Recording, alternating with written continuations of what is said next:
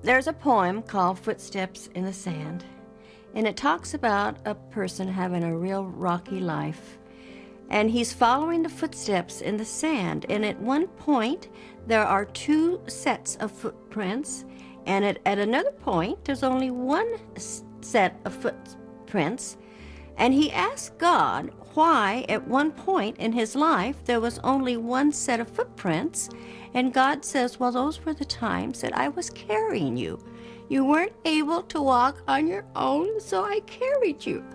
And when I read that poem for the first time, I looked back on my life and I thought, wow, that's exactly what happened to me.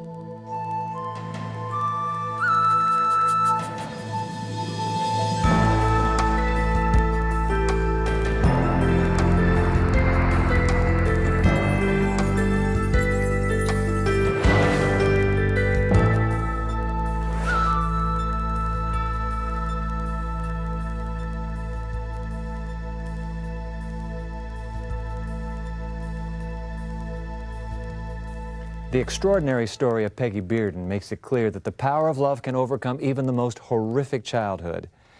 In order to tell this story, we must include some graphic details that are not suitable for children. We don't tell the story because of how it begins, but because of how it ends. This is a story of radical transformation. Hillary Carr reports. Peggy Bearden grew up during the Depression in a house much like this one in the small lumber town of Springville, California. One of her earliest memories was the sound of singing coming from the church next door. They were singing Jesus Loves Me and Amazing Grace. And I always wondered who this man was that they called Jesus. And I was also always asking the people, is your name Jesus? And they would look and they would say, why no, why? Well, I'm looking for that man that I hear them sing about named Jesus. Which one is Jesus? Peggy didn't have a lot of time to wonder about the church next door. Finding enough food to eat was the primary concern. While other kids were learning their ABCs, Peggy and her 5 younger siblings were learning to steal enough food to survive. And it didn't much matter who or what they stole it from. I learned to steal early in life as a way of feeding my siblings. I stole from the local markets. Later, I stole from people's hen houses. I stole their eggs and their chickens. I soon found out that the chickens were far too noisy, so I started stealing the rabbits. They were easier to steal. We had no running water, no electricity, very few clothes, never enough to eat. And it is true that I looked down on Peggy Bearden, and for me to look down on Peggy when I was so very poor myself and so very needy myself did mean that she was a very, I hate to use the word pitiful, but a very pitiful child. And I remember Peggy always standing back, never mingling with the other kids, just standing back, thin, dirty, dirty, dirty, dirty. And the kids would make fun of her and she'd fight. At school, I was always in trouble, and the teachers locked me in the cloakroom. And I loved being locked in the cloakroom because that's the only place I could eat. And I would eat everybody's lunches. First, I would go through and eat what I liked the best. And if I were still hungry, I'd go and like what I liked next to the best. I can remember that she wouldn't take, my whole lunch would never be gone, but bits and pieces of my lunch would be gone. And I can remember that, but I never knew until later she was the one that was doing it. But I, yes, do know that my lunch had been taken many times, many times. Eventually, I learned that I wasn't supposed to eat the lunches, and I would try real hard to not eat those lunches. I would even knock on the door telling the teacher she must let me out because I wanted to eat the lunches, and she would just leave me in there. I never could understand why it was okay for them to eat and not for me. Peggy's father, Melvin, was repeatedly hospitalized for tuberculosis. Peggy's mother, Winnie, had 6 children and limited options to support them. In those days, if there was a man in the home, you could not get welfare. And I know that my mother did not have welfare. So as a way of support for herself and the children, she was prostituting. I saw her on many occasions. My father, when he found out about it, was just up in arms over it, and he would walk away from the hospital to come home and be with her. And through the process of him sitting in the bars, waiting for my mother, drinking and gambling, he became addicted to drinking and gambling, and waiting for her to come home from wherever she was. Early every morning, our house came alive with screaming sounds from my mother. But this one particular night, the screams were just different for some reason. So I got out of bed and I just followed her screams, and I stood at the door. There was a light on, and I watched my mother in the bed in excruciating pain. She was alone. My dad was back in the hospital. She was alone, and she was on her hands and knees, hanging on to the foot of the iron bed. Peggy watched her mother as she gave birth. She watched her mother take the baby into the kitchen. She watched her mother wrap the baby in paper and run water into the sink. Then her mother turned and noticed Peggy. And she stopped and called me into the kitchen and said, "How long have you been watching?" And I said, "I've been watching for a long, long time. Your cries awakened me." Anyway, by this time, the baby was dead. A few days later, she came, and it was at night, and she got me out of bed and told me that there was a bundle out by the gate, and she wanted me to take it into the great vineyard and bury it. And I took the baby out into the great vineyard, and I buried it.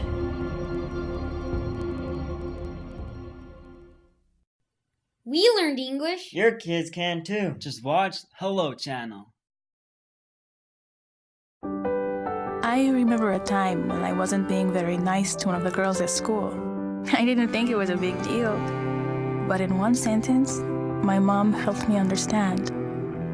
She said, "Mija, you need to treat others the way you want to be treated."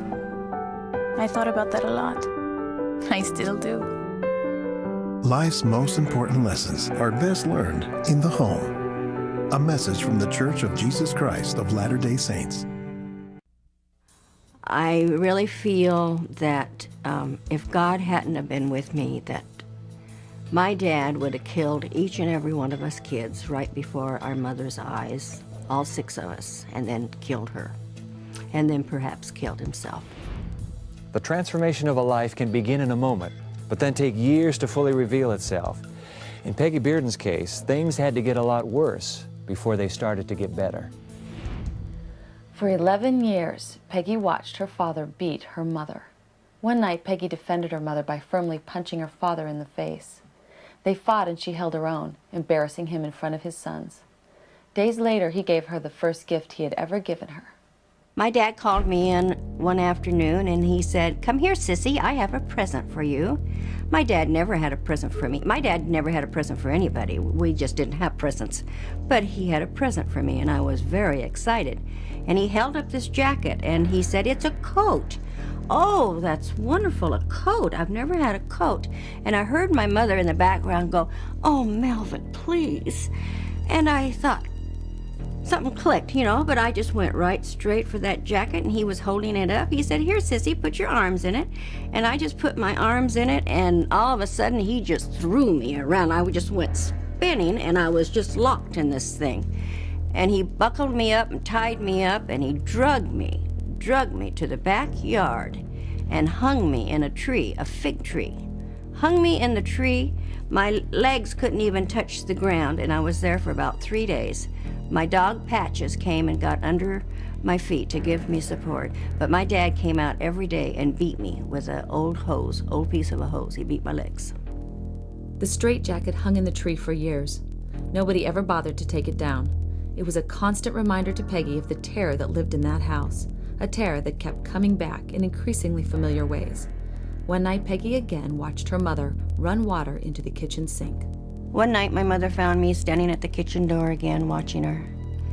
And she came over and got me and brought me into the kitchen, and she explained to me what was going on, that she wasn't able to feed the children that she had. She didn't know what else she could do. She didn't have any other choice, so she was going to show me how to do this. And the kitchen sink was already filled with water, and there was this little bundle in the kitchen sink, wrapped in paper, and she wanted me to hold it under the water, and I'm just a child, so I started kind of playing in the water, and the paper started washing off. And pretty soon, before I knew it, I saw a couple little pink legs sticking out and a bunch of little toes, and they started moving, and before you knew it, I could see that I had a little sister. I'd never had a sister. I had 3 mean brothers that I had to fight with, and I had wanted a sister so badly, and I took that baby out of that water, and I grabbed her, and I ran out that door, screaming, she's mine, you can't have her, we're not gonna kill her, she's my baby, and I'll keep her. And I took the baby and carried her all over town with me. Peggy showed the baby to all of the neighbors so they would see it, and so her mother couldn't drown it. She raised the baby, caring for her until they were sent to different foster homes and forced apart. Peggy didn't see her sister again for another 10 years. At the age of 17, the courts returned Peggy to her mother. A few months later, she married the man next door. I was so excited about getting married the first time because I was going to have a mother. For the first time, I was going to have a mother who was going to be there for me, and I just knew that she was going to love me. She had something like 9 children. It was a large family, and I was marrying her youngest son, but she ended up not liking me because I was a thief. After 3 failed marriages, Peggy began to fight the greatest battle of her life: alcoholism. I said all my life that I wouldn't do to my children what was done to me. I said I would never become what my parents were. And at the age of about 27 or 28, I fell to the awful disease of alcoholism. And I wasn't just my mother or just my father. I was both of them in one. By this time, Peggy was up to her 6th husband. She was being arrested daily for drunk driving and afraid of losing her 2 little boys. It was then the first really good thing happened in her life. So I went to Alcoholics Anonymous. I'd had a friend who'd been able to quit drinking, and I called him to find out how he'd quit, and he sent a couple of women from AA over to talk with me.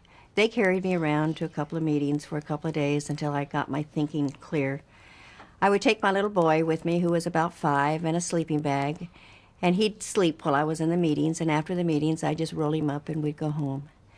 Alcoholics Anonymous was wonderful for me, and it helped me tremendously. But one of the things that happened with me was that I got all my thinking back, and this criminal thinking was so embedded in my mind that it also made me a better criminal.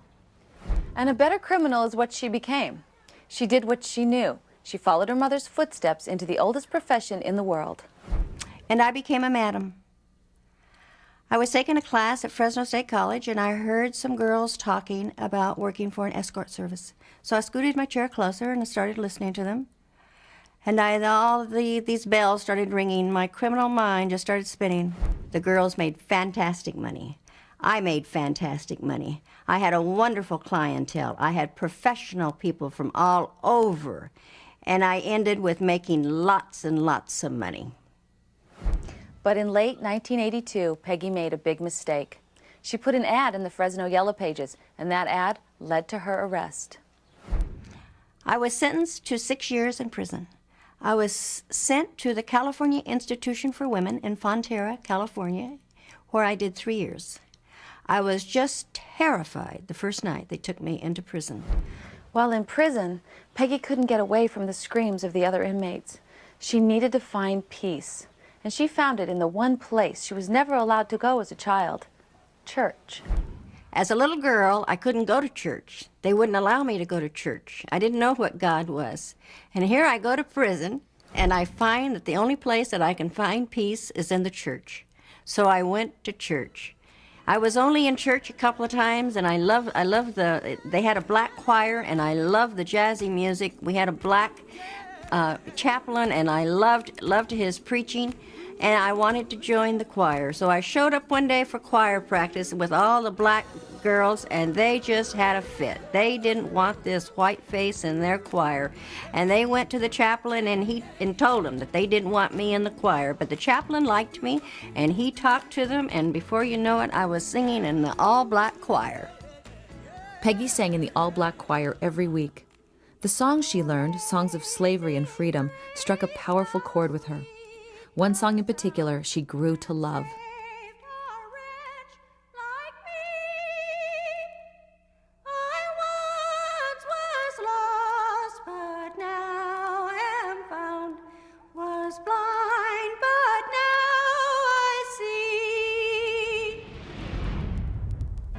Peggy took a long journey from a hellish upbringing to grace. We'll find out just how that amazing grace gave her a new life, and we'll meet the man who became her husband after this.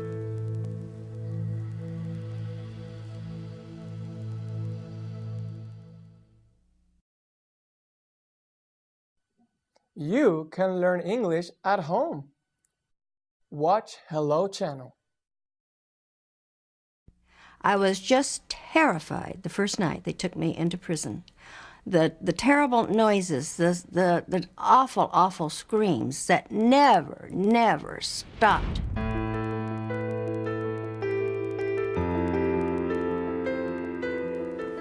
After Peggy was released from prison, she met and married Jim Hanley. Here you both are. Welcome to The Evidence. Thank you. Glad to have you. Thank you. And, by the way, how long were you in prison? I did 3 years. 3 years. You come to the last day. They wish you well. No, they just opened the gate. They open the gate, and this man, No house. This man suddenly is in the story. I mean, I say suddenly, he's here today. Right. How in the world did you meet Jim? We met through a mutual friend. I'm in AA. Jim's AA, Alcoholics Anonymous. Alcoholics Anonymous. All Jim's right. first wife, who had passed away, was a recovering alcoholic, and then we had a mutual recovering alcoholic friend who introduced us. Now, Jim, are you a recovering alcoholic? No. You were married to one, your first wife. That's right. So you meet Peggy. Do you know Peggy is an alcoholic when you meet her? Oh, yes, I do. Okay. Matter of fact, that was one of my qualifications in finding another mate, that they have a recovery in the program. That your next life partner would be an alcoholic? That's right. A recovering alcoholic. That's right. Jim, I'm just intrigued with this.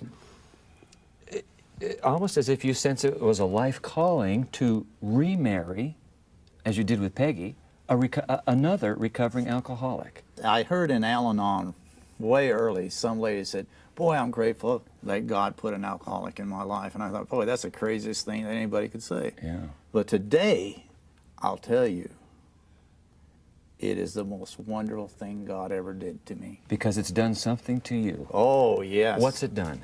Well, it has made me not to be a nuisance to other people. See, religion has a kind of a double-edged sword.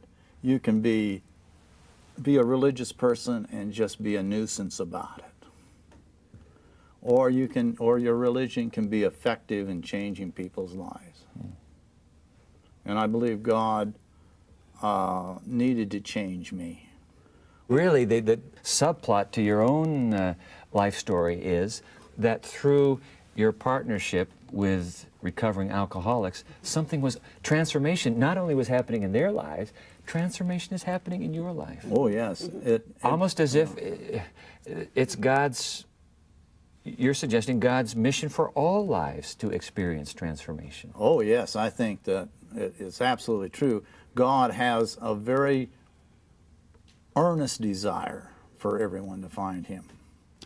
So, Peggy, was it easy to believe in God originally? You started out, I mean, that just came naturally for you? Oh, my heavens, no. No. Well, how'd you come to believe then? It was very difficult. You know, AA is a spiritual background. It's true. And I was told when I first went to AA to fake it till I made it. And I just kept faking it. Your life story, does it strike you as unfair? No, not really. For many years I thought it was, but today I think I was given that life. I was given that life to see what I would do with it. So you don't blame God? I don't blame God at all, no. You blame your parents? No. Blame your childhood? No. No? Well, you know, I couldn't recover. I couldn't recover, and I couldn't be a child of God if I had any blame for all those people. So, Peggy, here you are, experiencing transformation now in your life journey. If you could go back and talk to the little Peggy Bearden, what would you say to her? I would take little Peggy by the hand, and I would say, "Come and go with me." I would love to go back to that little church in that little town. Would you? And take that little girl and really go into that church and go to the altar with that little girl and pray with her. You see, Dwight, I was always looking for God somewhere else. I was looking for him out there. I was looking for him in a man form, because that's who I thought he was. I didn't know that he was a spirit that lived within myself, and I had to find him within my own soul. And today I know that. Peggy, thanks so much for sharing your story with us. Thank you, God Dwight. bless you both. Jim, Thank you. Glad you came. If you want to know more about Peggy's story, you can check her story out on our website, The Evidence, that's one word, theevidence.org, O-R-G. We'll be right back after this.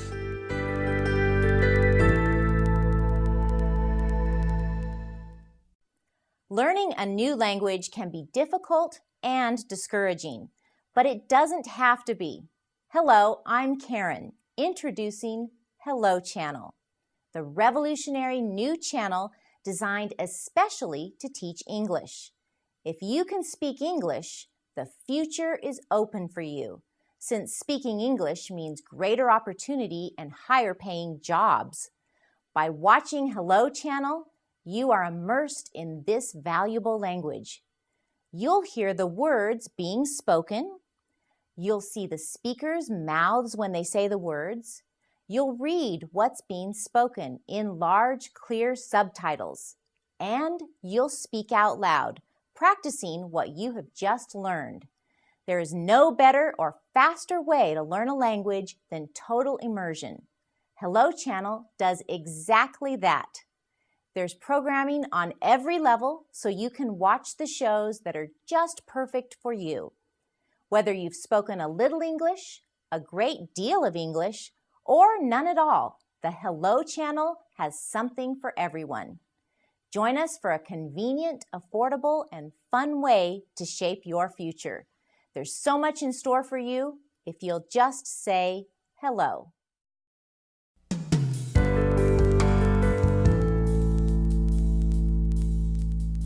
Peggy Handley had the kind of childhood that dooms most people to a life of dysfunction, if not outright criminal behavior. That's what most sociologists would say her environment pointed her toward. And in fact, Peggy did have her run-ins with the law. But something remarkable happened to her in prison. Something happened that helped her, in a sense, to turn her tragic childhood upside down. Where before she was haunted by the utter absence of love, now she felt overwhelmed by it. Peggy points to an encounter with God as a source of her transformation. His love proved constant and genuine and deep. It's this unconditional love that enables her to make very different choices today. She's no longer compelled to play out her life as a victim of the destructive forces of her environment. She's no longer trapped by abuse and neglect. She's found something that gives her the leverage to overturn all that went before. I believe Peggy shows us concrete evidence of just how real God's love is. Her story makes it harder to assume that His compassion and concern are just something people imagine to get them through the night. The horrors of Peggy's childhood weren't something she imagined. The chaos of her life wasn't something she made up. All that was all too real.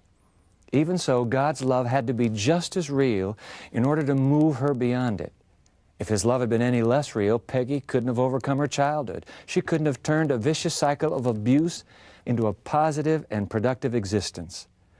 The ugliest colors and the darkest corners of life in this world sometimes make God's love shine the brightest. That's what I think. I'm Dwight Nelson. Join us next time for more of The Evidence.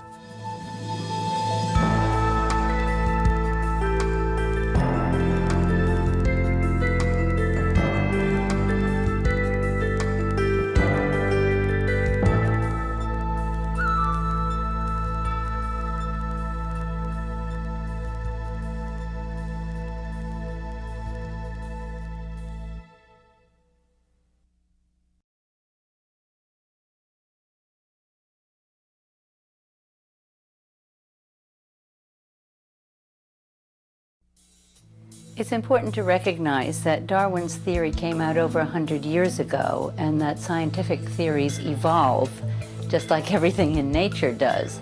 Physics, for instance, has evolved tremendously in the course of this century, and yet biologists are still doing neo-Darwinism.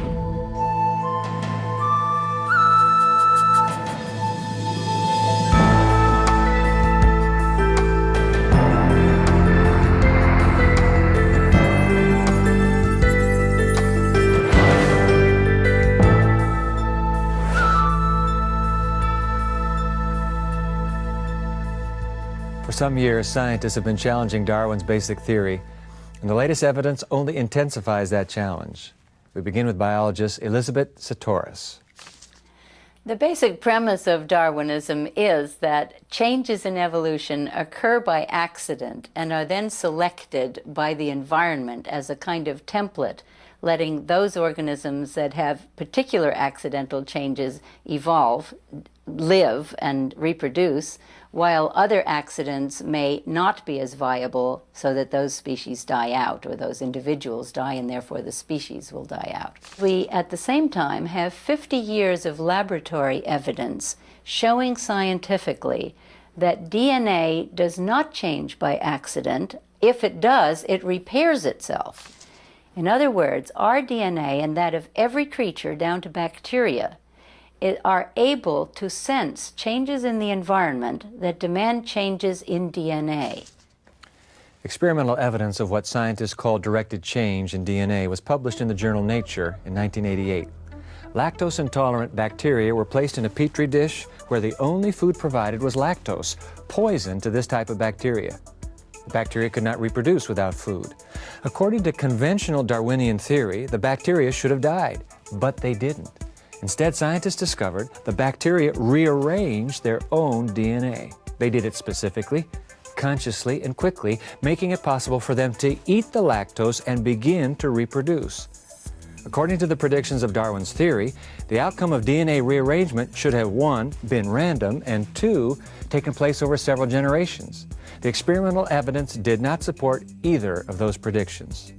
The results of this simple DNA experiment throw conventional Darwinian theory on its ear. The important thing about DNA is not the chemicals that it's made of. It's the letters and how the letters are arranged. The nucleotides, as they're called, the chemical letters that direct the synthesis of protein, are not in the order that they are because of any chemical bonds between them, any more than the letters in a page in Shakespeare's Hamlet are arranged the way they are because of the chemistry of ink and paper. Everybody agrees when we talk about inanimate objects like computers that this type of complexity can't come about by some natural means.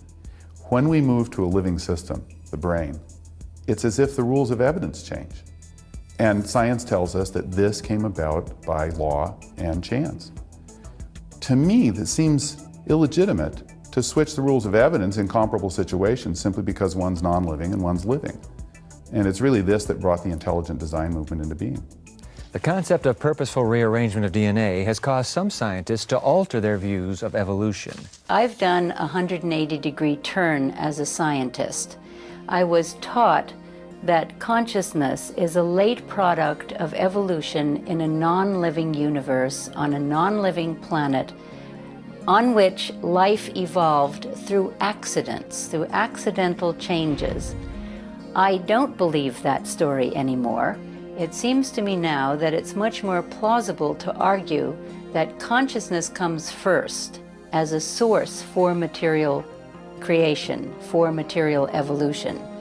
That consciousness and intelligence was there before material evolution began, because I simply cannot make sense of the idea that dumb mud should bootstrap itself into intelligence, or that non-consciousness could bootstrap itself into consciousness.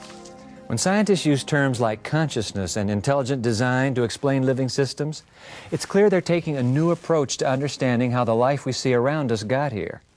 And if DNA rearranges itself to meet the needs of its environment, does that suggest there's more purpose in evolution than we originally thought? I do think that's the case. I think there's enough directionality in evolution that it at least raises the question of whether it wasn't set in motion to serve some purpose. People have been asking for hundreds of years whether the diversity on this earth could be explained reasonably by some natural means. Today, in my opinion, the best evidence is that it cannot. The important thing to recognize is evolution does not proceed by accident. Darwin was good in thinking up an evolution theory over 100 years ago, but theories change in science, and we've come way beyond Darwin now. We have come way beyond Darwin, and when we come back, we'll find out why this simple mousetrap challenges the fundamental principle of Charles Darwin's theory of evolution.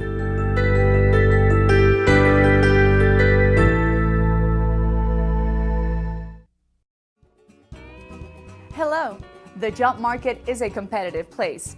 In today's economy, extra skills mean a better job for you. Speaking English is the skill you need for greater opportunity, more money, and a brighter future. Introducing Hello Channel, an exciting new television channel that teaches English as you watch TV. There's something for everyone, and the more you watch, the faster you'll learn.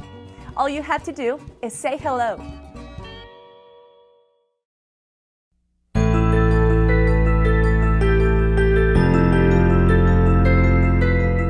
19th century naturalist Charles Darwin developed a theory of evolution that suggests life evolves step by step from simple to complex.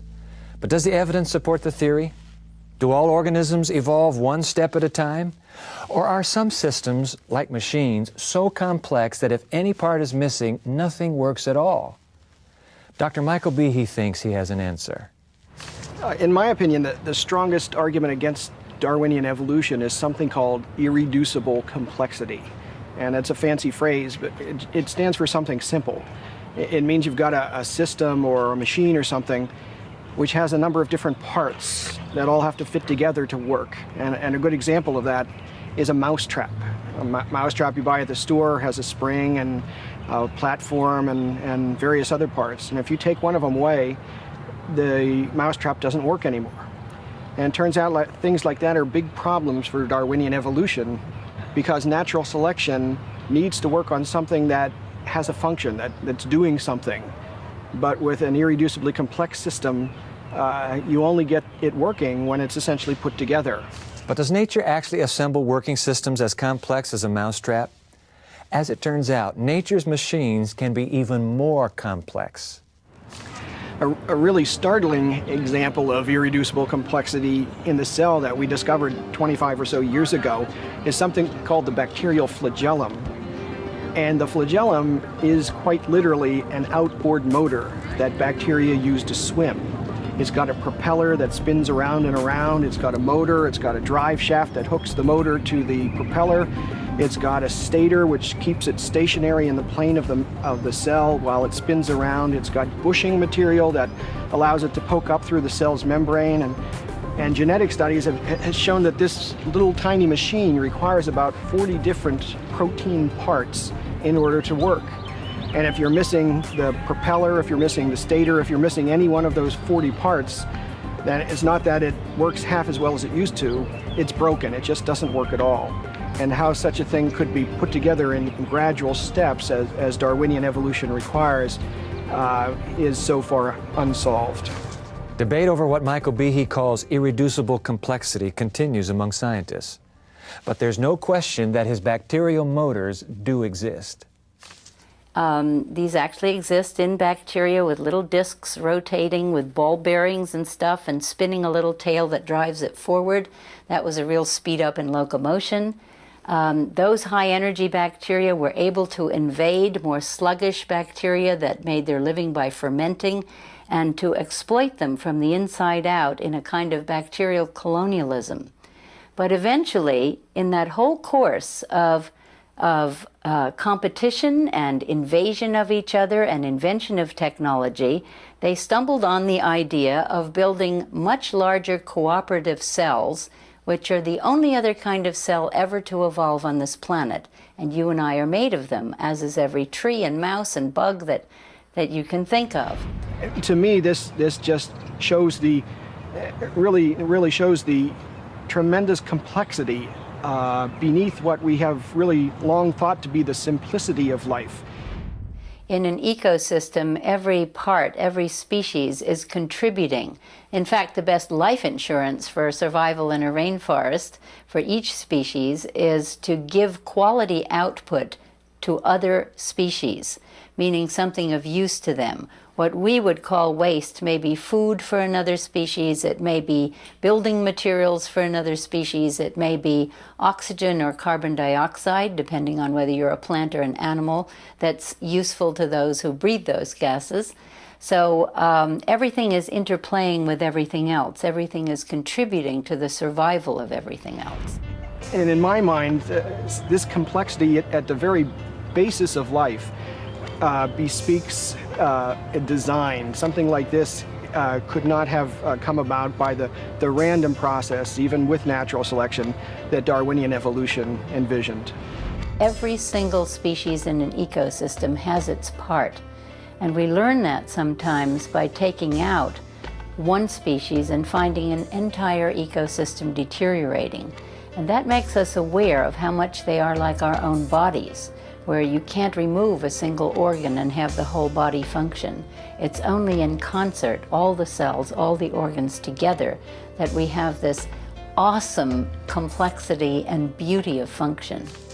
Complexity and beauty of function appear to be compelling evidence for design in nature. But appearances can be deceiving. At one time, scientists thought that the craters in the moon formed a design that indicated intelligence. Will the concept of irreducible complexity or the directed mutation of DNA also prove to be ill-founded? How can we tell? A mathematician by the name of William Dembski recently developed an objective set of criteria, a test designed to answer that very question. We'll talk to him right after this.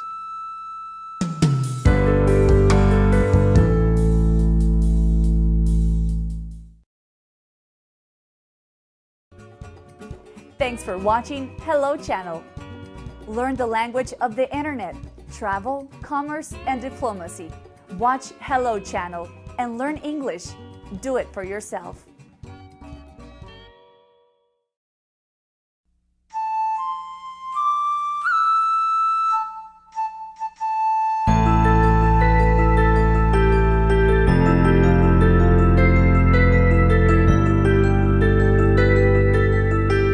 Dr. William Dembski holds a PhD in mathematics from the University of Chicago and a PhD in philosophy from the University of Illinois at Chicago.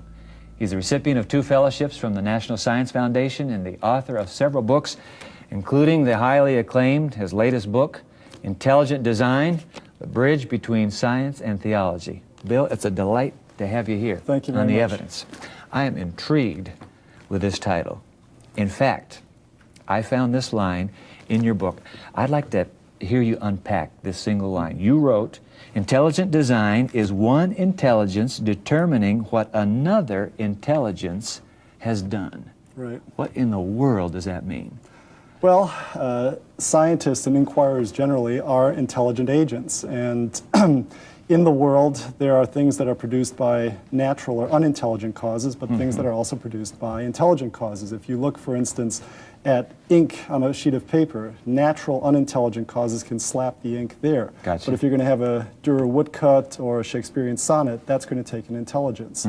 And so intelligent causes, when they inquire in the world, they'll say, oh, this is the result of an intelligence, this is the result of chance, natural processes, or for all we know, it's the result of these unintelligent causes. So you're moving from the realm of philosophy into mathematics when you come up with, what is this, a theory of information that you design. Explain that. Design, I think historically, has been an intuition. When people have attributed design, often it's been that they've said, oh, well, it's a common sense intuition that something is designed.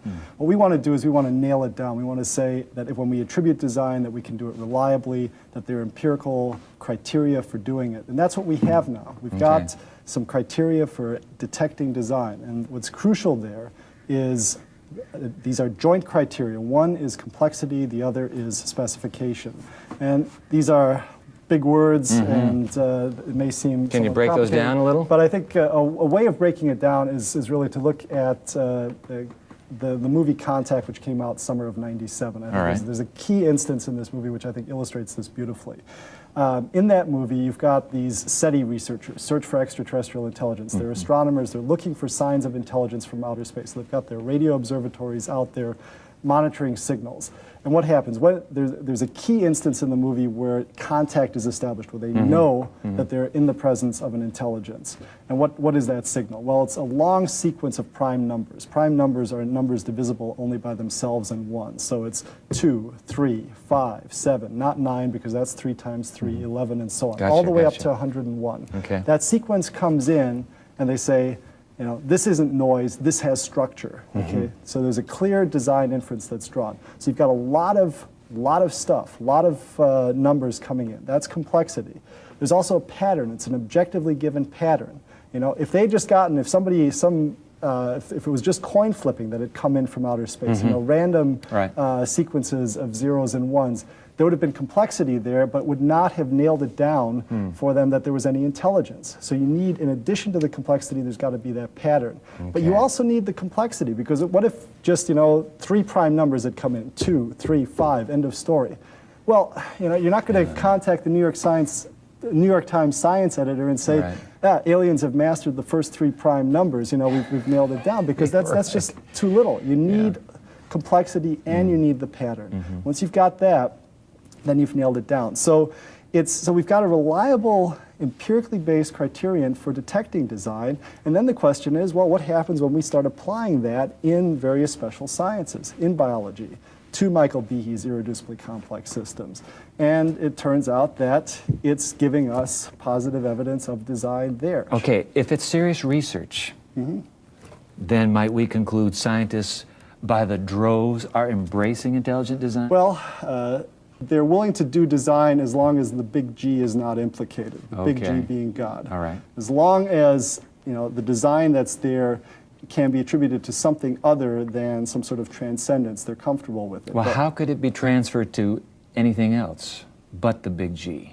Well, that's, you know, there aren't too many options. You know, I mean, you have something like Francis Crick, co-discoverer of the genetic code with James Watson, who's going to say, look, life is just too improbable to have happened here on Earth, so it had to be seeded from outer space, you know, by extraterrestrials. You know, so the design problem is pushed one step further back, but where did these extraterrestrials come from? You know, well, maybe there was some other place in the universe where they could have evolved more rapidly, more, you know, with greater success than they could here. But that just pushes the problem back.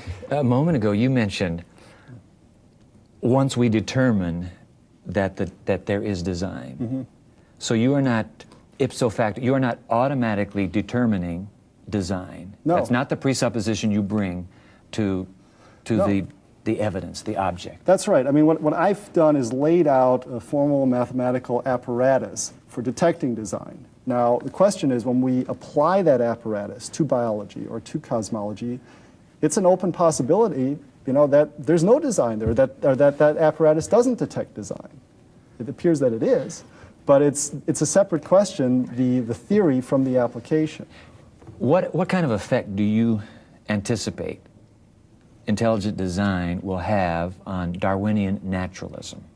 The fundamental insight of Darwin's theory, the mutation selection mechanism or variation selection mechanism, that will still have a valid place, but it's not going to be the whole show, and in fact, it's probably going to have a very small, be a very small part of trying to account for biological complexity. So I think its scope is going to be radically constricted once intelligent design takes off, because when it comes to biological complexity, my view is that biology is just chock full of design. You know, you do have certain natural processes, things where Darwinian mechanisms have an influence, but design is overwhelmingly the testimony of biology.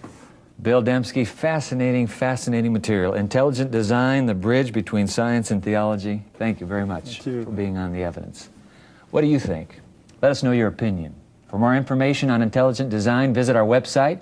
You can find us online, www.theevidence.org, O-R-G. We'll be back in just a moment with some concluding thoughts.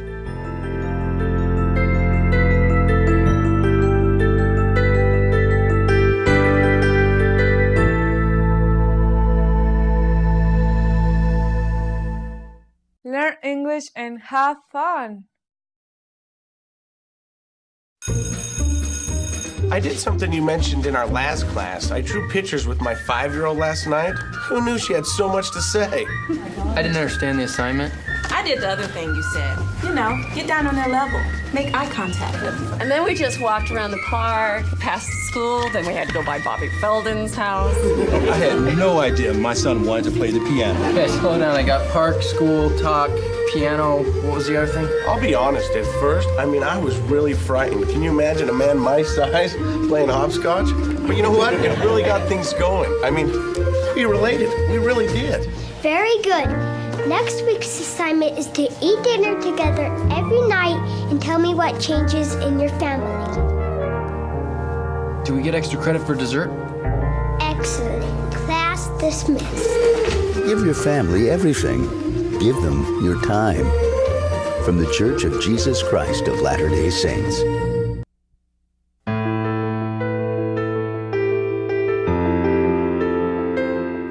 Darwin's theory suggests that life evolves through a series of chance adaptations, that life evolves from the simple to the complex, and that competition advances life better than cooperation. According to the scientists we talked to, all three of these ideas can be called into question. Why does that matter? It matters because who we are as human beings matters a great deal. Are we basically the material in our bodies? That's the worldview Darwin's theory suggests. Life is nothing more than interconnected chemical reactions. An alternative is to believe that there is a spiritual component to life, to human life. It's to believe that there is a purpose for existence, that the universe was made for us and vice versa. And that worldview comes from seeing a God behind creation. Now, it may be a big leap to go from saying that Darwin's theory is incomplete to saying that God exists, but many scientists believe precisely that because of the powerful evidence of design in nature. When they look at the intricate interrelationships among living creatures and living systems, it's hard for them not to see an intelligent designer at work. I must say I find that very compelling. Faith in God is reasonable. Faith in God is something that holds up under the microscope and out among the galaxies. We have hard evidence from just about every branch of science of how skillfully and wisely everything has been put together. That's what I think. I'm Dwight Nelson. Join us next time for more of the evidence.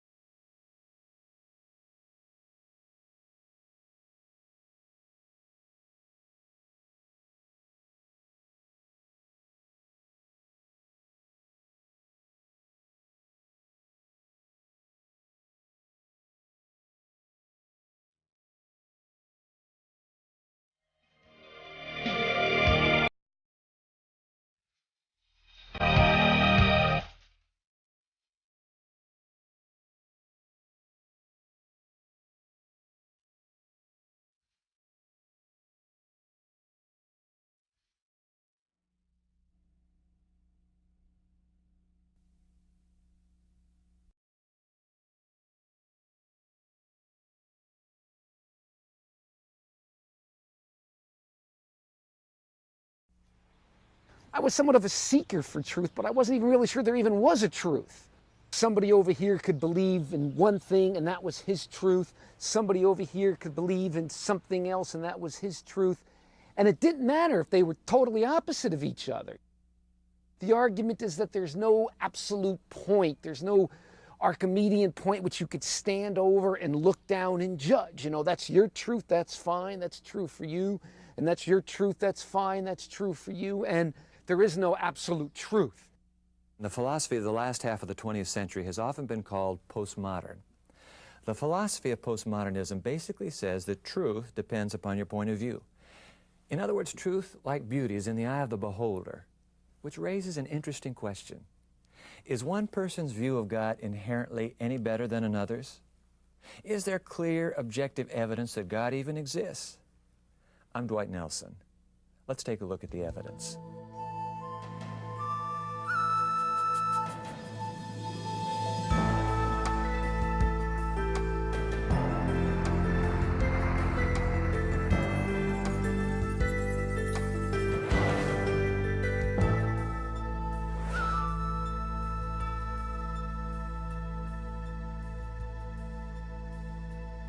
From whenever you could start thinking about these things, I guess I have wondered about some of the basic questions, what is the purpose of life? Why am I here?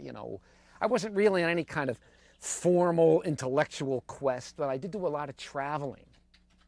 It was just my way of looking for something. I don't know if I could even define what it was, but I was looking, and I would just travel and meet people and learn about cultures.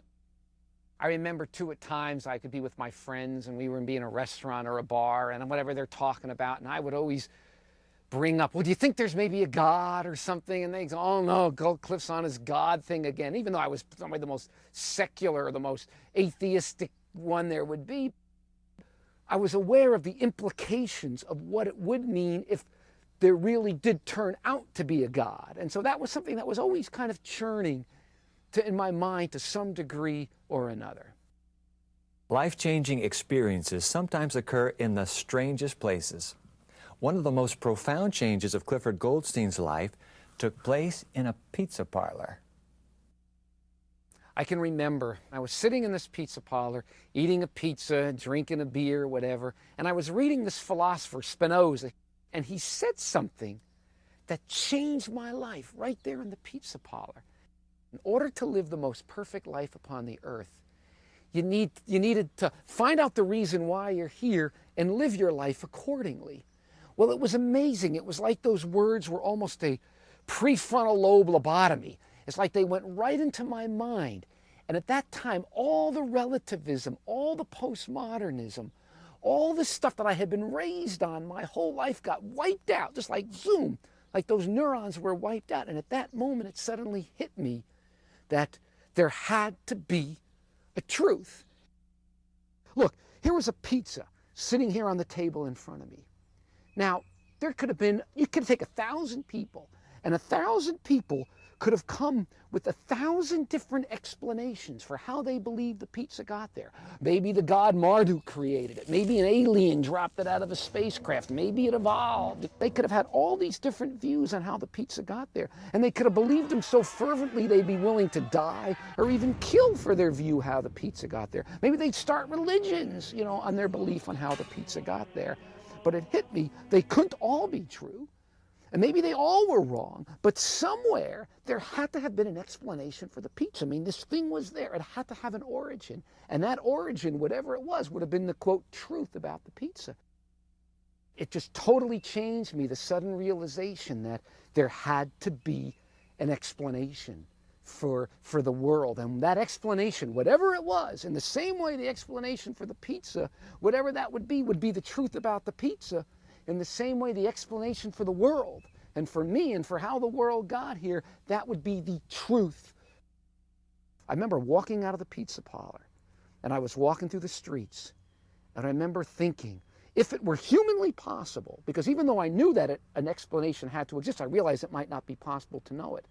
But I thought, if it were humanly possible to know what that explanation was, I wanted to know it. I didn't care where it led me, what it cost me, what I had to suffer, what I had to give up. Now that I knew that there had to be a truth, whatever it was, I thought, I wanted to know it no matter what. Cliff's pursuit of truth took him to some surprising places and brought some unexpected sacrifices. Because in addition to his interest in philosophy and pizza, Cliff Goldstein was writing a novel. I've had novelists in my family, writers and editors in my family, and By the time I was 12, 13, I just knew I was going to write novels. And all I ever did was read novels. I read nonstop. And I had started a novel my senior year at college. And before long, this book just became my life. It consumed my life. I didn't even care about my relationship with other people. Nothing mattered. I lived my life with one question: how is doing this or not doing whatever I'm doing, or this relationship, entering or not being in this relationship, how will that impact my writing of the book? And then I had decided at one point that I was going to go over to Europe and work on the novel in Europe, because that was part of the background to the novel. And I hitchhiked down through Europe and wound up in Greece, and then kind of on a fluke even, I ended up going to Israel, and I lived in Israel for a year and worked on the novel there for a while. Then I went back to Europe and worked on it. All I wanted to do was find somewhere where I could live and work on the book. Clifford's pursuit of his novel competed with his pursuit of absolute truth until a spiritual experience created a dichotomy in the meaning of Clifford's life. I had reached a point in my life where I really had reached the bottom. I had really reached the bottom, and I was probably the most depressed I'd ever been. And there was one time where I actually even thought about committing suicide. And the moment I had that thought, another thought popped into my mind was, hang on, maybe this Jesus stuff is true. And it's almost like that thought came in and popped the thought of suicide out of my mind. Yet as soon as I had that thought, I just cursed myself. And I said, look at you. Your whole life, you always viewed religious people as weak people. Oh, they couldn't handle the hard knocks of life, and so they had some little invisible bunny rabbit that they said their prayers to before they went to bed at night, and they prayed, and it made them feel better, and oh, and that made them, wasn't that nice? And I always had the most utter disdain for people like that. I thought that was so weak, and so I hated that. And now suddenly, for the first time in my life, I felt like I couldn't handle it, and I was going to do the same thing, reach out to some fake God or something to make me feel better. And I said, no way. I was too honest a seeker for truth to reach out and believe a lie, no matter how good the lie made me feel. In other words, I would rather have lived with no hope than a false hope. I'd rather have this happen to me in Paris, and I thought about jumping off the Eiffel Tower, and I thought I'd rather jump off the Eiffel Tower and be dead rather than live a lie, no matter how good the lie made me feel. And I remember stopping there and just almost like shaking my fist up in the sky, and I said, no way. I'm too honest a seeker to believe a lie just because it makes me feel better. I said, God, if you're there, you have to reveal yourself to me. The Bible says you could turn water into wine and drop bread out of the sky and the dead be raised, and all that's fine. If you're there, you have to reveal yourself to me, and then I'll believe. Otherwise, I'll never believe ever. Daddy's home. Hey, come here, you. Oh. Long day. Oh, yeah. So just relax tonight. I can't. It's bowling night.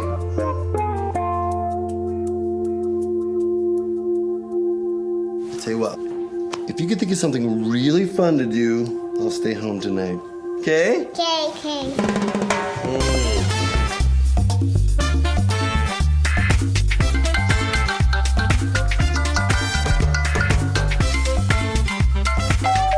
Honey, could you get that? Oh, I'm not gonna make it tonight. It's a bad hair day, so. Give your family everything. Looking good. Give them your time. From the Church of Jesus Christ of Latter-day Saints. Hello. The job market is a competitive place. In today's economy, extra skills mean a better job for you. Speaking English is the skill you need for greater opportunity, more money, and a brighter future. Introducing Hello Channel, an exciting new television channel that teaches English as you watch TV. There's something for everyone, and the more you watch, the faster you'll learn. All you have to do is say hello.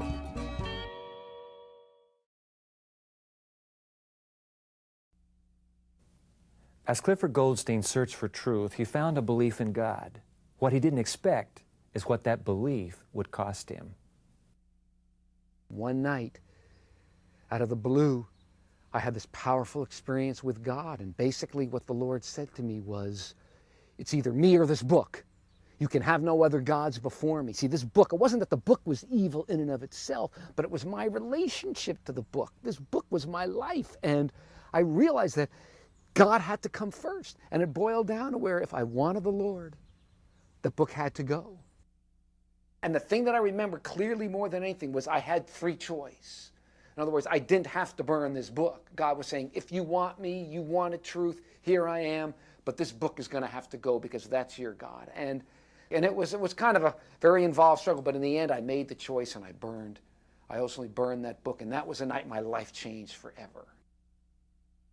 It wasn't, quote, logical, it wasn't rational, for lack of a better word. It was just a very personal thing that I have that changes my life. In a sense, I'm broken, and my clinging to the world, this thing that meant to me the most, this book, I destroyed it, I burned it, and it was like I was severed my connection from the world. It was almost a way to describe it. I burned that book, I gave up my writing. I realized I might not ever write again. And then, within a year or two later, I started writing again. And I've been writing for almost nonstop for 18, 19 years since. I ended up, right after that, I met some people in a health food store and who were believers. And I told them about what happened. And they said, you want to study the Bible? And I said, yeah. And what do you want to study? They said, I said, I want to study prophecy. And they immediately took me to Daniel 2. And this was, it's an amazing story, Daniel 2. And basically, it's funny. There's two parts to it. You've got this whole section where this king has a dream. And he's very upset. And he calls all these wise men in and tells them, tell me what the dream is, interpret the dream for me. Of course, they can't tell the guy what the dream is. He doesn't even remember the dream himself. So he threatens to kill them all. And then he's going to kill among them, Daniel and some of the other Hebrew captives. And Daniel goes, prays, and in the vision in the night, Daniel is shown the truth of the king's dream, and he tells the king the dream. The king saw a statue, just a statue of a man, and the head was of gold, and this was symbolic of Babylon. The arms and breasts were silver. This was symbolic of Medo-Persia, the next kingdom. The belly and thighs were brass. That was the next kingdom, Greece. The legs were iron. That was the next kingdom, Rome. And the feet were iron and clay mixed together. Well, after the Roman Empire collapsed, you got the nations of modern Europe. So you've got the sweep of world history starting from 500-600 years before Christ up through the time that we're living in today.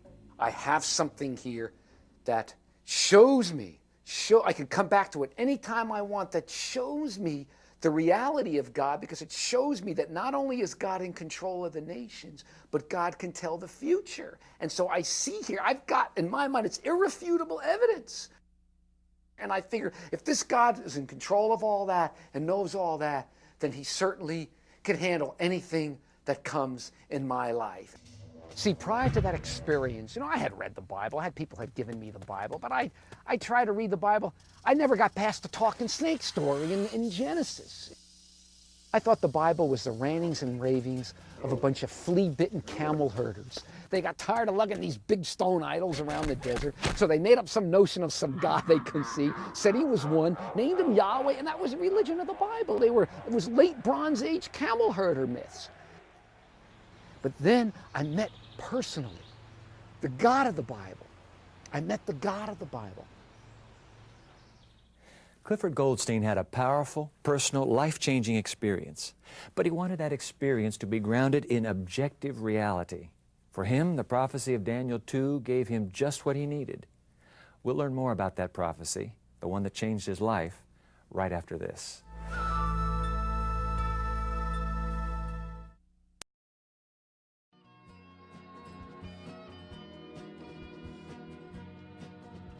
Hello.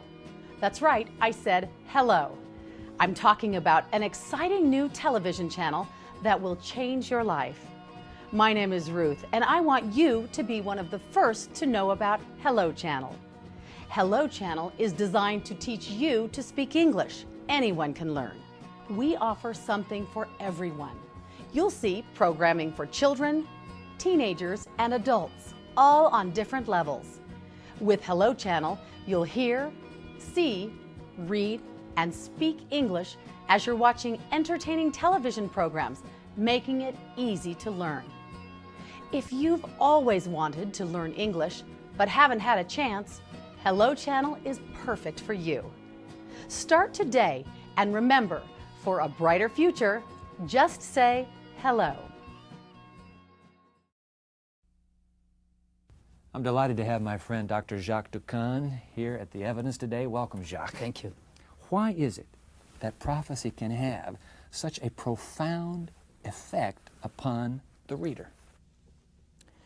When you come to biblical prophecy, why it has an effect on you, it is because suddenly you realize that God, the invisible God, the one you don't see and you don't have any tangible evidence, is in fact present in history among us. So you're making a distinction between biblical prophecy and the supermarket tabloids. You know, the prophet, Nostradamus, there's a big there would be interest publicly in prophecy today. But you're saying there's a difference between biblical prophecy and the popularized versions. Yeah, I would say the main difference had been noticed already by Flavius Josephus, this Jewish historian from the early century, the first century. He was observing prophecies in general, and he said, well, even within biblical prophecy, he said, Daniel is the greatest prophet. And the reason why he was saying that is that he observed that Daniel added to his predictions figures. He did not just... it wasn't just generic descriptions it was not just, of it was the not future. just speaking about vaguely about the future, but he ran risk, and he gave figures about these predictions.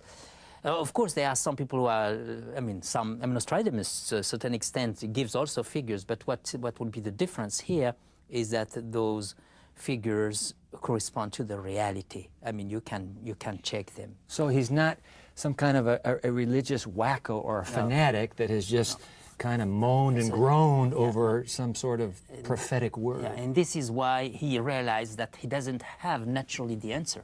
And the only way for him to get the answer is not to seek the answer within himself, but to look for the answer, to ask for an answer from someone who would have the answer. And this is why he's praying. And he says in Daniel 2, he received the answer from God. That's right. Now, how do we know that, in fact, he received the answer from God? Because there are some. And but Jacques, hold on just a minute. Yes. It'd be very easy to conclude that prophecy is just history written with the future tense. Yeah. Okay, history's already happened. Now I'm going to put will, when I already know it's happened, and it'll look like prophecy. Yeah. First of all, from the book itself, Nebuchadnezzar realizes that the explanation of his dream will be the right explanation, because he suddenly realized that the dream he understood, because he had the dream, he recognizes the dream when he hears it in the lips from the mouth of Daniel. So that's the first answer I would say. Now, because I'm going to say, look, a guy writing it 300 years later could easily make Nebuchadnezzar recognize the dream and just make the story neatly fit. Yeah. So how do you explain that? With regards to the book of Daniel, we have a controversy, and you are pointing the finger on it. Some people say, well, the book of Daniel has been written in 2nd century BC. He could not have written, it remains still a prophecy, because he has spoken about 4 kingdoms, and he has spoken, and the 4 kingdoms being in the 3rd kingdom, that is the Greece, he could not speak about the 4th kingdom, that is Rome. So it's still a prophetic... Still, yes, and when you see the way he's talking about the 4th kingdom, followed by another kingdom, which is made of combination of the religious and the political. When you look at the history, you see that it fits very well. So Cliff Goldstein, you know the story. Yes. He's in this, he has this awakening, as it were, goes to the prophecy, the ancient prophecy, and experiences the divine as he reads it. Is it possible for a 3rd millennial human being to pick up that same ancient document and experience something existential, something that happens within him or within her? How could that be? If there is one place within the Bible, which is a holy, sacred book, which seems to be very far away, old book, dusty, completely irrelevant, if there is one book which in fact makes this statement to us today in postmodern, this is the book of Daniel. It is the fact that spirituality, I mean prayer, the religious, the mystical, all these things which seems to, for most of us, far away and strange. In fact, for the book of Daniel, from the point of view of the book of Daniel, this spirituality is put in the flesh of history, in the flesh of existence. It is not something apart from reality. You believe that that is evidence for God? God cannot give an evidence of himself. The only evidence God gives to humans is other humans or human history. This is the only visible thing we have. Biblical prophecy is telling us, look at history. Look at human testimonies. They are the evidence of God. So we are supposed in this course of history, when we look at history, I mean, honestly, we are supposed to recognize out there the evidence of the heavenly God in earthly history. And this is one of the points of the book of Daniel. Jacques, what a pleasure to have you with us on The Evidence. Thank you for what you've shared with us. In fact, if you would like to examine more carefully the research Dr. Dukan has done in the area of ancient prophecy, this book, his book, Secrets of Daniel, is available at our website. Let me put our website address on the screen for you, theevidenceoneword.tv. You can go to that same website if you'd like more of Clifford Goldstein's story. You want to interface ancient prophecy with life in the third millennium, check out that website. I'll be back in a few moments for some concluding thoughts.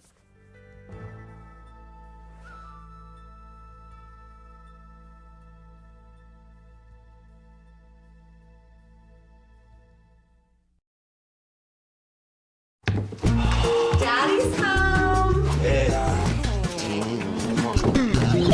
Hey, come here, you. Oh, Long day. oh yeah. So just relax tonight. I can't. It's bowling night.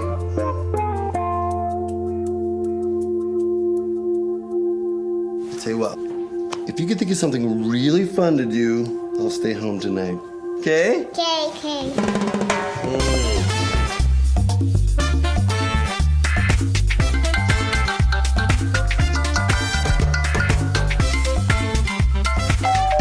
Honey, could you get that? Oh, I'm not gonna make it tonight. It's a bad hair day, so. Give your family everything. Looking good. Give them your time. From the Church of Jesus Christ of Latter-day Saints.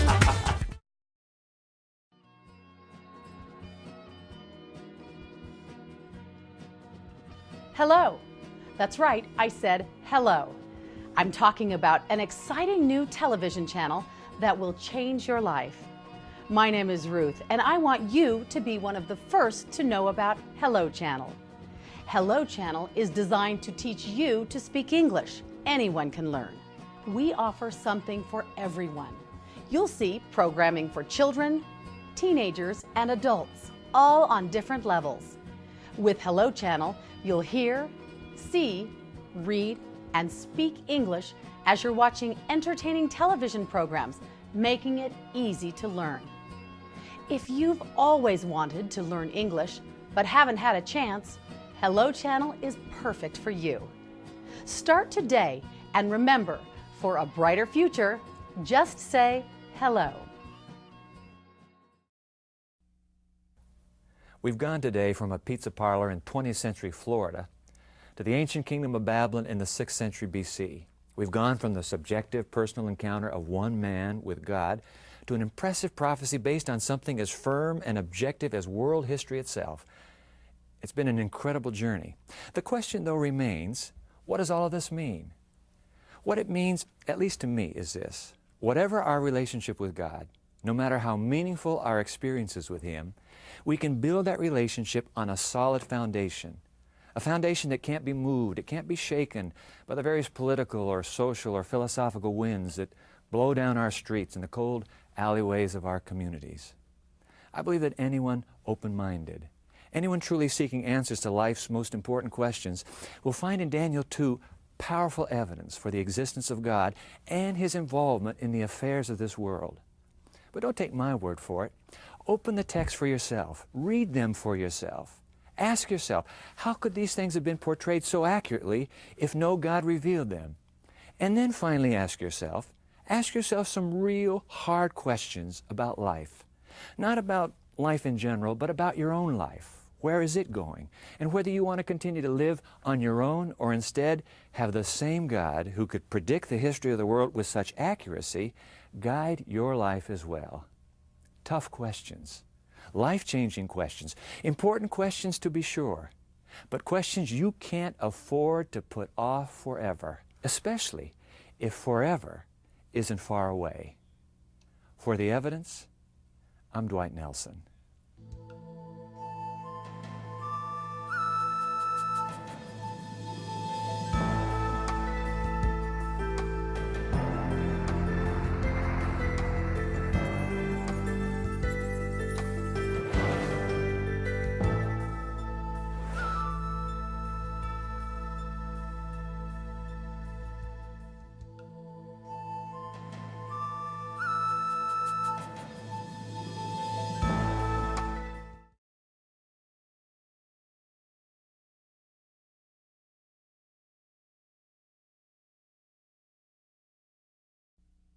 One evening, all of the information that I had collected for years all came together one instant in time and revealed a truth to me that absolutely blew me away.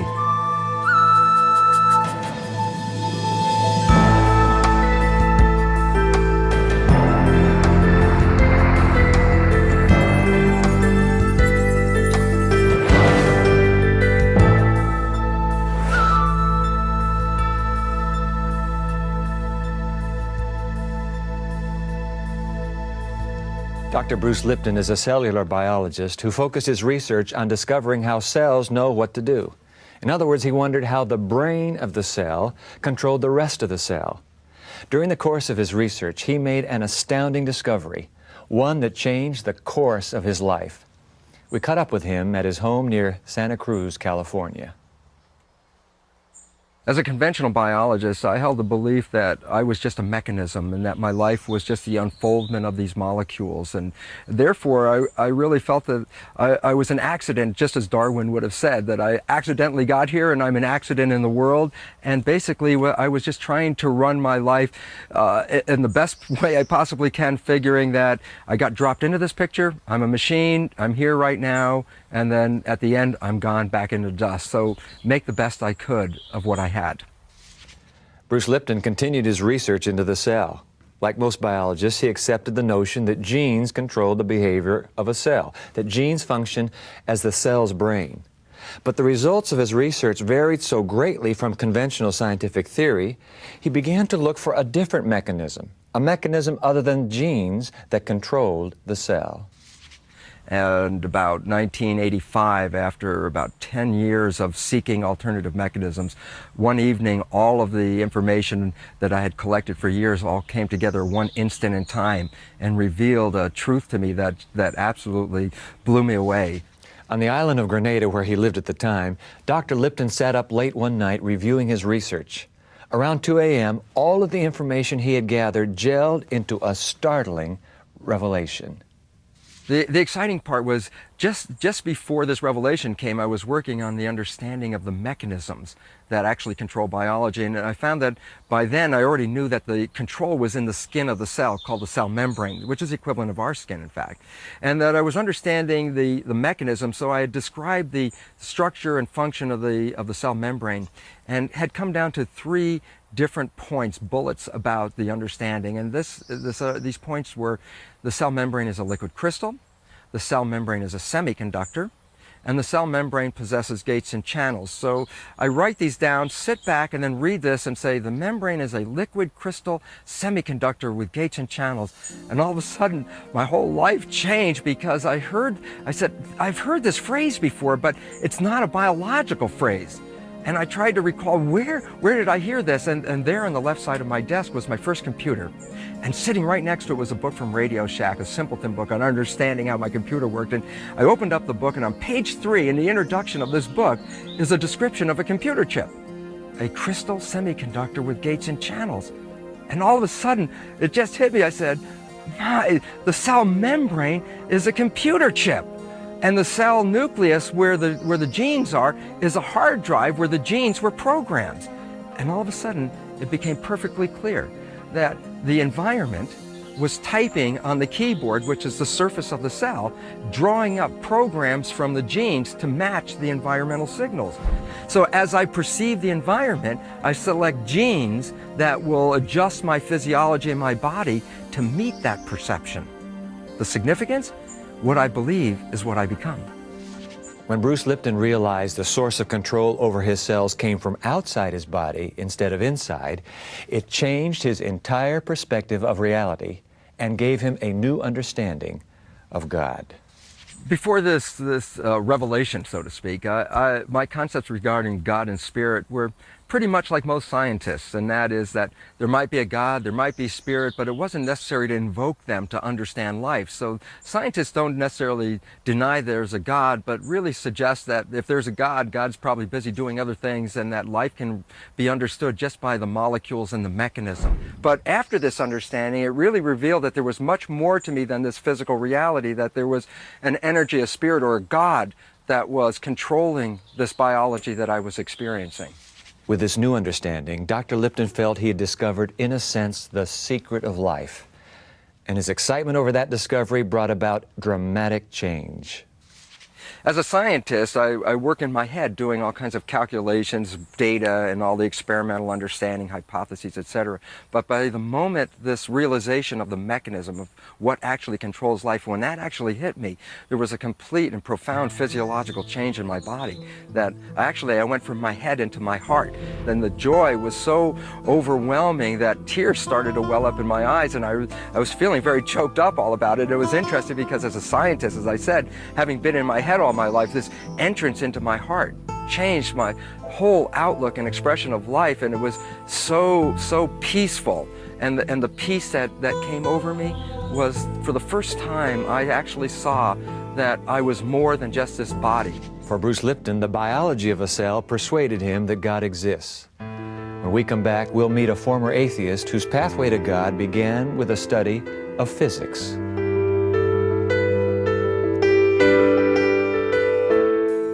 People who would talk to me about their religious dogma, I would just be so dismissive of. I couldn't understand how they didn't see that that was simply a naive and ignorant belief to which they subscribed to assuage their fear of death.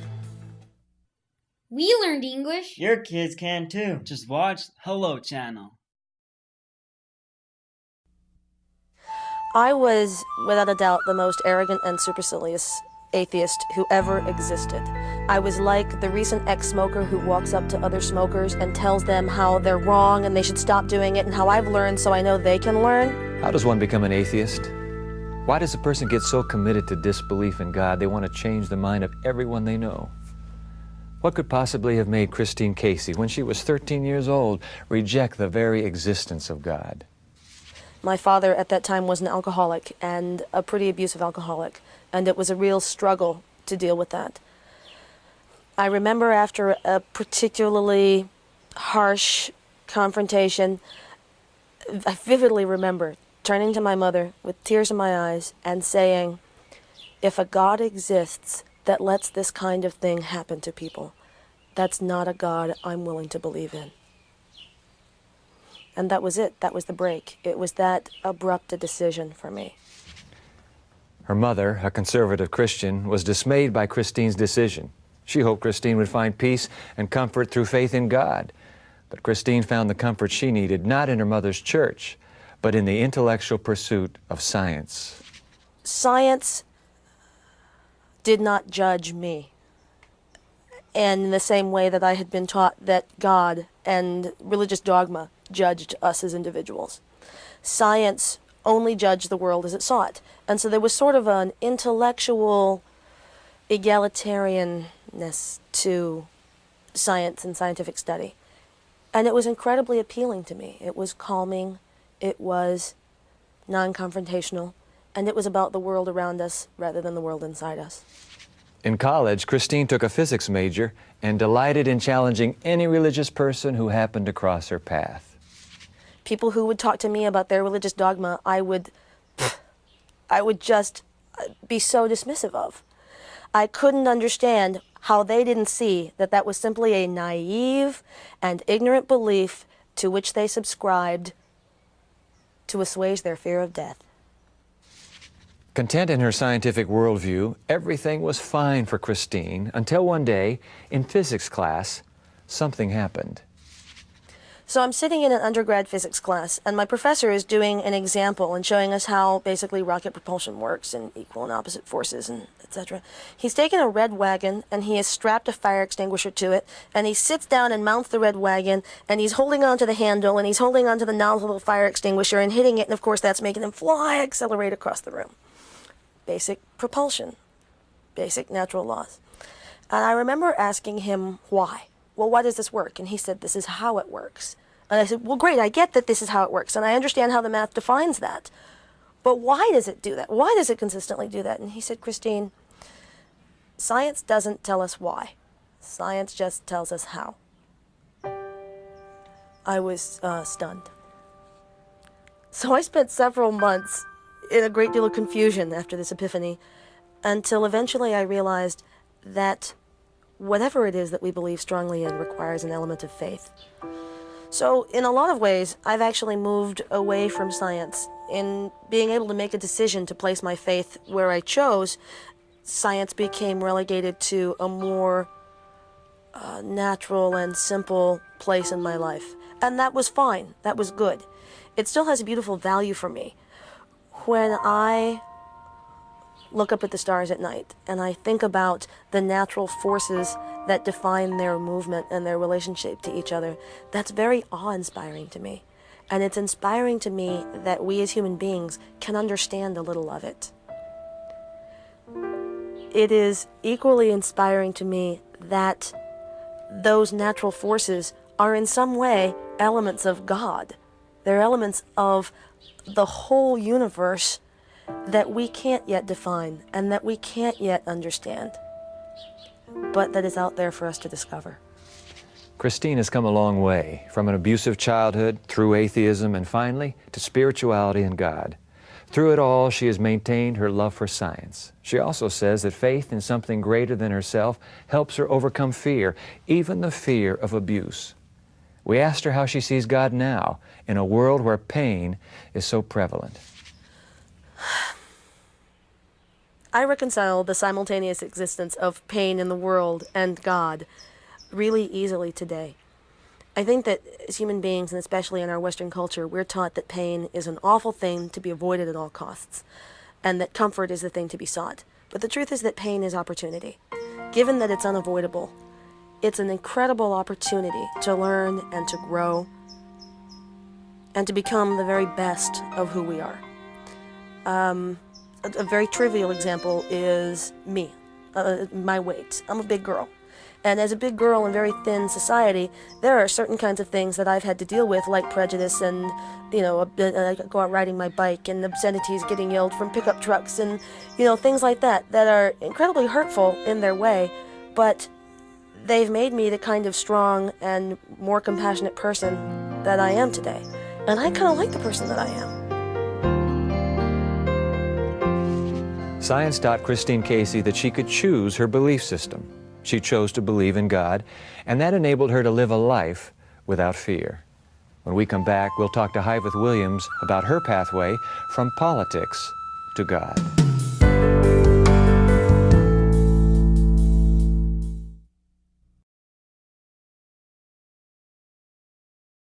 Hello. Hello. Hello. Hello. Hello.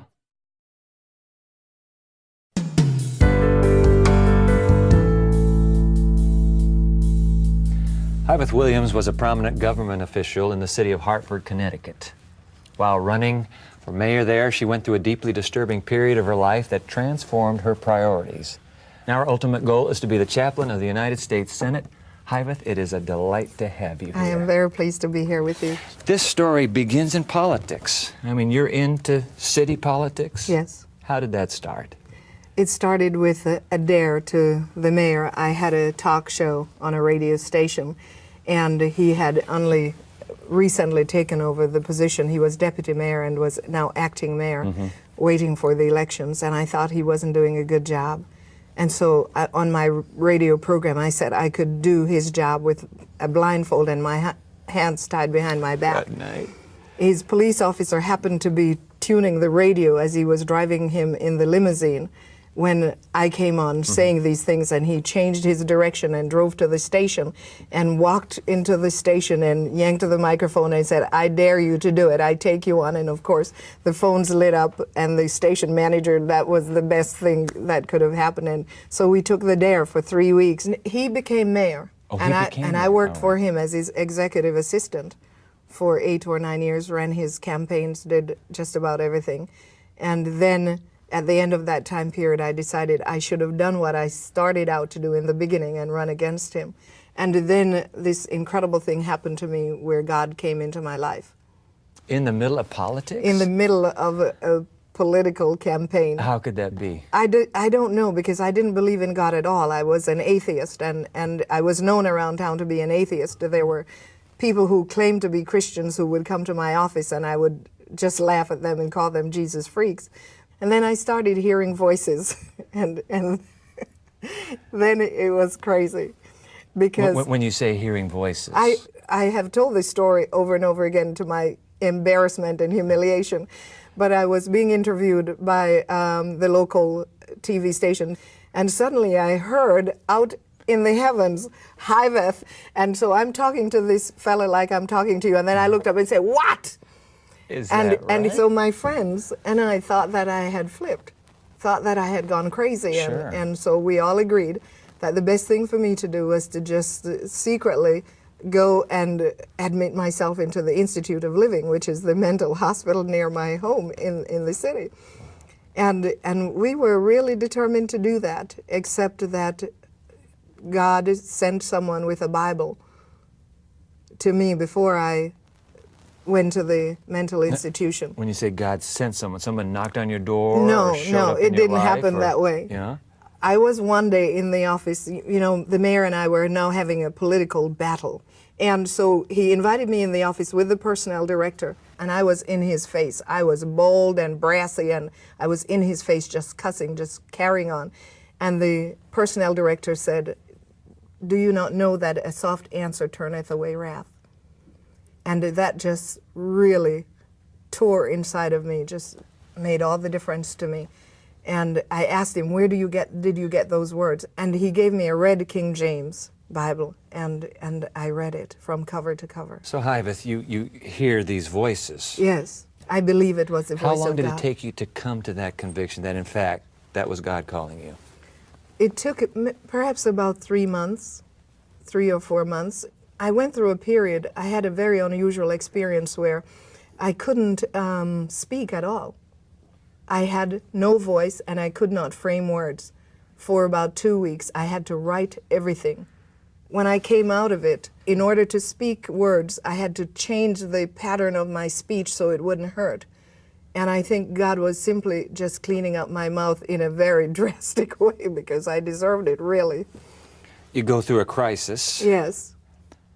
But it's not a personal encounter yet, really a deeply personal relationship yet. No. So no. How does that come into your life? One of the times, I'll give you one experience. One of the times I was laying in bed, and I felt myself slipping away into a deep, deep, subconscious, unconscious state. And I saw myself step outside of my body. And I know this is really eerie for some people, but this is what I experienced, and I need to tell the truth as to how I experienced it then. And most people say that when this happens, they see the light and, you know, their light flashes in front of them. That didn't happen to me. No lights. No lights, no life of flashing by in a panoramic scene, except a list of ice cream flavors. Can you believe this? Ice cream A flavors. list of ice cream flavors. That's all that I saw. And I started screaming, I haven't had pistachio. I haven't had mud pie. I want to live so I can eat these flavors. Have mercy. And so in the time of crying this out, I heard a voice. And I knew then it was not a normal human voice. I heard this voice say to me, if you follow me, I will give you life everlasting. And I said, yes. And he said, you will know that I spoke to you, because from now on, wherever you go, you will find a rose. There has never been a place that I've been that I have not. Even in the deepest winter, I've been in Nebraska when everything is covered with snow, and I have found a flower. I was walking one day, I was really down in the dumps, and I went to the lake, Lake Michigan, and I was just walking on the beach. It was covered with snow. I was walking on the lake front. Everything was snow. The water was covered. And I'm trudging along, and I'm just depressed, and I'm saying, God, what do you want with my life? Why do you do this to me? Why do you put me through these terrible things? Some people don't even believe me that I'm telling the truth. And I'm walking along, and right there on the beach, in the middle of the snow, is this rose.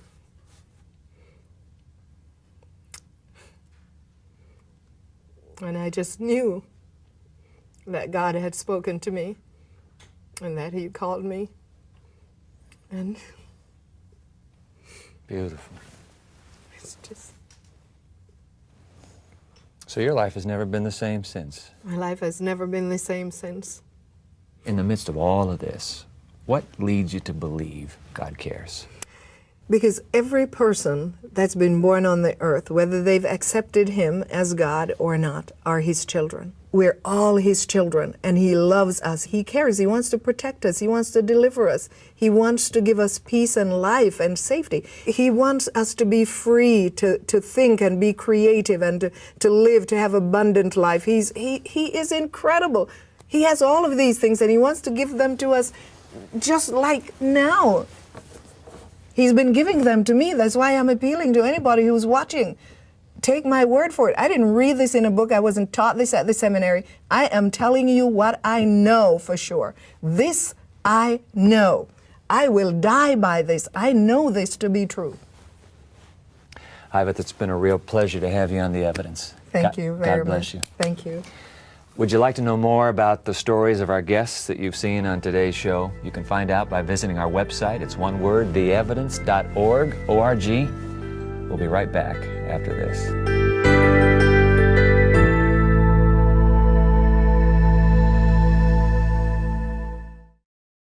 Learn English on your level, in your home, on your schedule. Introducing Hello Channel, an exciting new way to learn English as you build a better future. Join us and say hello.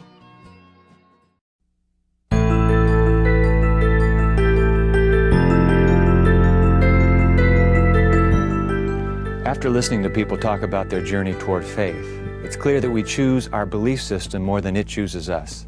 It's not just something that gets dumped on us. It's a conscious choice, a choice that we're responsible to make. People like Bruce Lipton, Christine Casey, and Hyveth Williams show us that what we choose to believe makes a difference in the way we live our lives. Believing that we're the products of blind, mechanistic forces will take us one way. Believing that we are the creation of a loving God will take us another. Believing that our destiny is confined to right here and right now, that we just have to run our lives as best we can, will take us one way. Believing that we have a destiny that transcends history will take us another. When it comes down to a choice between putting my faith in chance or putting my faith in God, the choice is clear. I choose God. I'm Dwight Nelson. Join us next time for more of The Evidence.